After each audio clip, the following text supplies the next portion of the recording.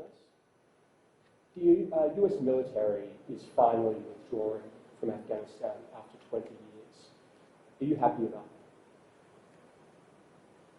that? Happy in one way, because there was never going to be any military solution in Afghanistan. Anxious that they are leaving. Without a political settlement, there's a possibility of civil war. What would a political settlement look like?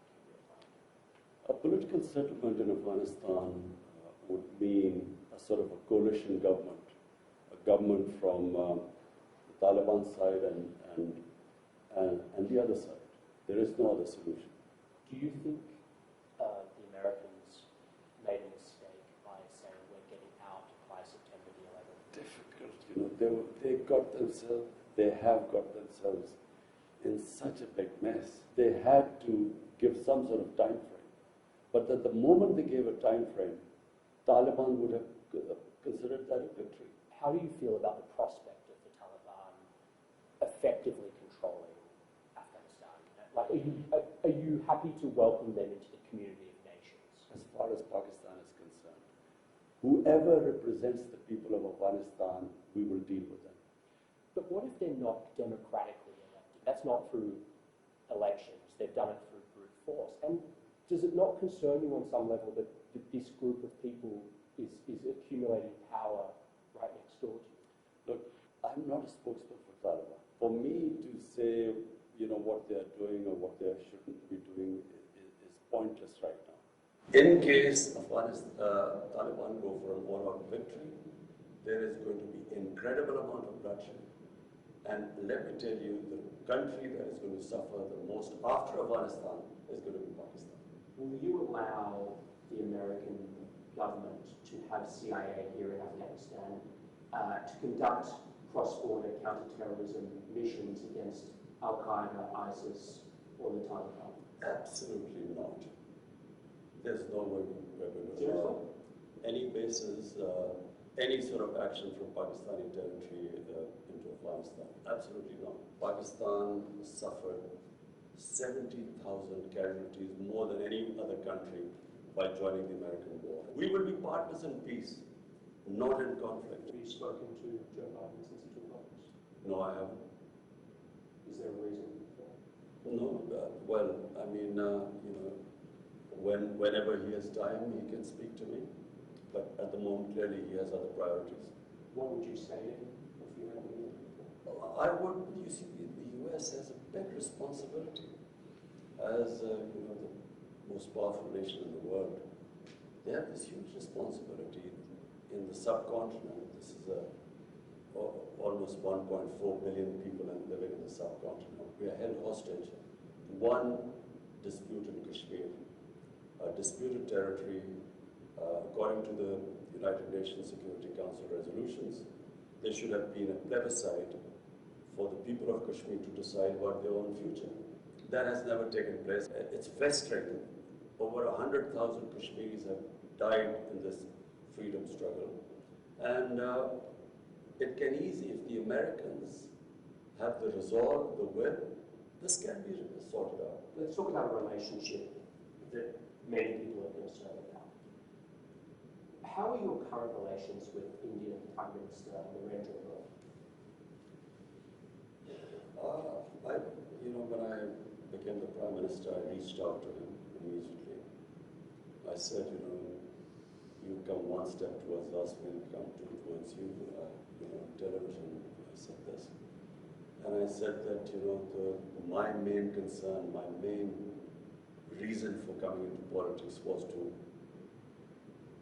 eradicate poverty in Pakistan, make it a welfare state. This is why I came, and secondly, rule of law.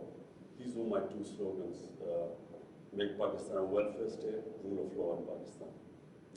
And you can only, the best way to eradicate poverty, not just in Pakistan, in India as well, is to trade with each other. India is a huge market. Pakistan is a market of 220 million people. But it's a door to Central Asia and to the energy corridor, which India is energy short. So we would mutually benefit each other. So I reached out But I realized that there's, I was up against an ideology. You see, Narendra Modi is RSS. RSS is the party which was formed in the 20s, which idolized the Nazis. You can even Google it. The founding fathers looked up to Hitler and the Nazis and racial purity and all that sort of that ideology. And so we came up, and my government came up against this brick wall. We couldn't go through and we couldn't understand in the beginning. And then it gradually came out when the steps they took in Kashmir. Unilaterally, they took away Kashmir statehood in 2019, August 5th, 2019. And so since then, we have there's a freeze on our relationship. We cannot start talks until they go back, they take back the steps they took on 5th August 2019 when they unilaterally took away the statehood of Kashmir. I want to ask you about something you talked about on live television. It was a very serious and painful issue. You were asked about the epidemic of sexual violence and rape in Pakistan. And you acknowledged the seriousness of the problem, and you talked about Pakistan's strict laws. You were also quoted as saying that the practice of women wearing veils, quote, is to stop temptation. Not every man has willpower, you said. If you keep increasing vulgarity, it will have consequences. This created, as you know, a bit of an uproar, and you were accused of rape victim blaming. How do you respond to that? It is such nonsense. What was I saying? I said that the fastest crime, when I first came into power, I asked the heads of police, what is, the crime figures. The crime that was rising the fastest was sex crime. Sex crime was not just rape, it was child abuse. Child abuse was really what really shocked me. And the disturbing thing was that barely 1% got reported. The families of the victims, whether they were girls or whether they were children who were being abused, were so embarrassed that they would not report it. So therefore, what I was saying was that law enforcement can then basically only deal with less than 1%. The rest the society has to deal with.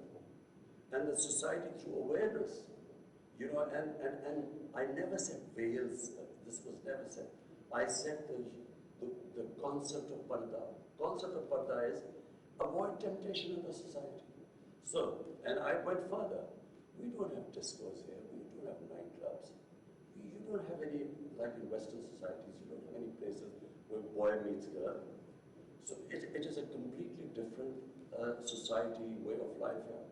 So if you raise temptation in the society to the point, and all these young guys have nowhere to go, it has consequences in the society which were reflected in the crime chart. So one, you fight sex crime through law enforcement, but because the majority, and majority means 99% of sex crimes are not reported, and this is according to the police officers. So therefore, the society, public, schools, awareness, teachers, media, everyone must join in because that's how we will sort of raise awareness against sex crimes. So the concept of, I used clearly, I know exactly what I said. I said the concept of parda. Parda is not just, it's to reduce temptation in the society. So this is what I'm trying to get, is the clarity, and I'm glad that you can explain this. What are the forms of temptation that need to be curtailed to stop the rise of rape? For one, and remember, rape is less. Okay, sexual violence. What are the forms of temptation? So child abuse is much more than rape. Okay. So these were the shocking things. So, for instance, one thing we also discovered, because then we did a bit of research, on mobile phones. Right.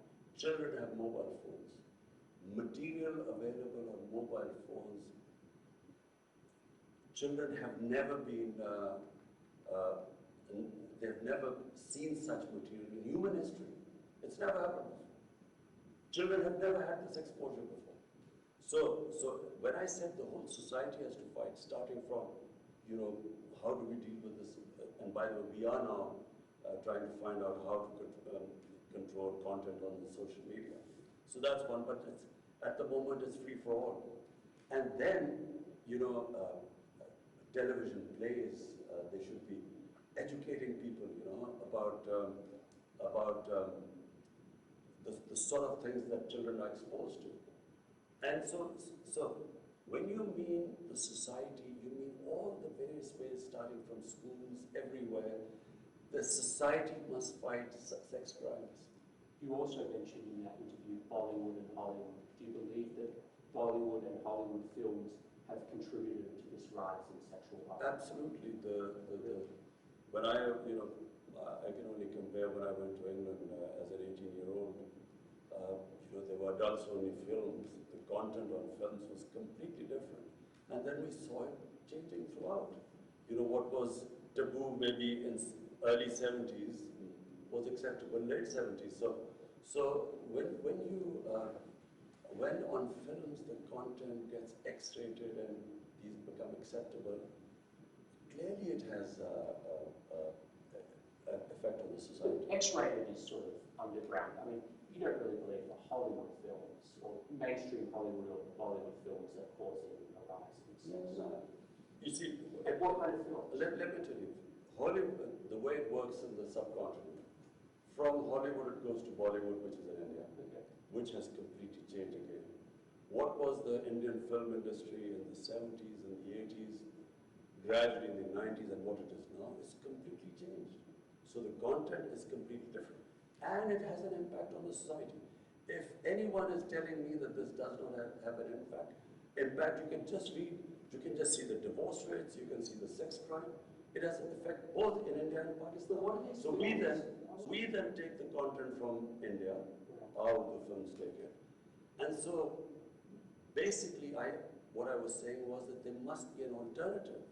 You must show an alternative, our own way of life. There is another way of life. Because modernity is not just permissiveness. It's not modernity. If we are thinking that, if you just have more and more permissive content on television or on films, this is modern. It's not modern. Again, I watch a lot of Hollywood films. I don't see anything that would inspire me to commit acts of sexual But Jonathan, you live in a Western society. I know. So you've grown up there. I'm talking about the impact it has on our society. We have seen the change here. There's a massive change taking place. And every society must analyze itself.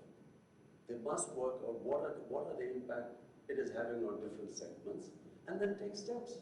Do you think that what women wear has any effect? That's part of this temptation? Well, if a woman is wearing very few clothes, it will have an impact on the men, unless they're robots. I mean, it's common sense. Yes, but is it really going to provoke acts of sexual violence? It depends which society you live in. If in a society people haven't seen that sort of thing, it will have an impact on them. If you grow up in a society like you, maybe it won't on you. So, I'm not talking, Jonathan, you must understand, this is this problem we face. This cultural imperialism, whatever is in our culture, must be acceptable to everyone else. It's not. Every culture is different. And therefore, when you introduce things in a culture, it has different impact there. But forgive me, when you were a cricket star, you were seen as a playboy, there were photos of you with your shirts off in your bedroom. It's a bit rich. Jonathan, this is not about me. It's about my society. Don't you feel like it's a bit rich for you to say? Jonathan, listen, it's about my society. My priority is how my society behaves, what reactions are caused in my society. So when I see sex crime going through the roof, it's not just me. We bring people, sit down and we discuss it from different sectors of the society. We sit down, we discuss how we're going to tackle this. We have a problem. Now, are you going to tell me that I'm going to sit back and say, okay, we have this rising sex crime, but because of Australia, it doesn't have any impact, so we should do nothing about it. It is having an impact in my society. We have to do something about it. It doesn't mean what Imran Khan did 40 years or 50 years ago, so it's hypocrisy. This is absolute lunacy what you're talking about. It's absolute nonsense. We have a responsibility. I, as a Prime Minister, have a responsibility. When a sex crime takes place, when a child is abused, he's traumatized for life. We have to do something about it. One thing that is striking to me coming here is in America we have about 100 million more people than you, not so much more.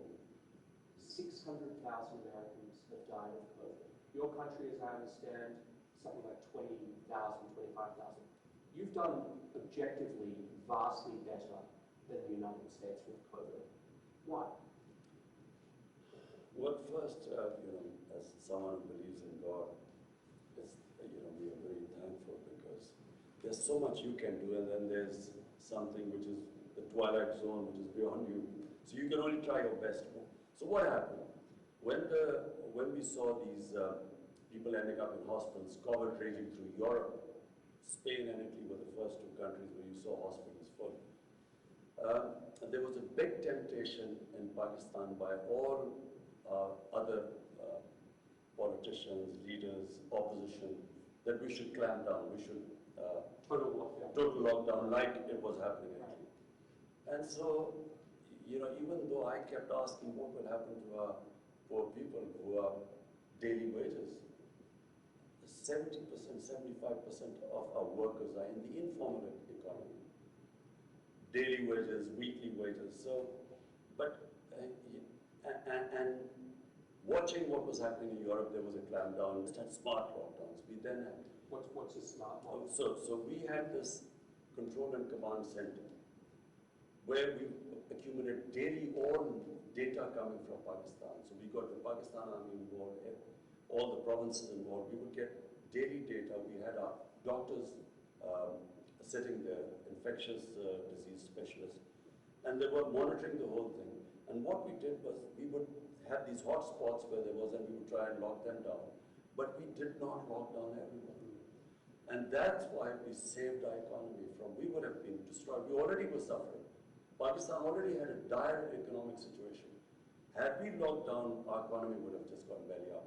So we saved the economy, and at the same time, because you cannot lock up hungry people, our lockdowns were more effective. India, on the other hand, their Prime Minister gave a 4-hour notice and just imposed a curfew on it. So there were these people, millions of people walking on the roads, clusters, and he did not think what would happen to the poor people. You can't, people, 6, 7 people living in one room, how do you lock them down? And then if you do not provide them food, how long can you keep them inside? So therefore, our balanced approach actually saved us. So Pakistan actually managed to control it too.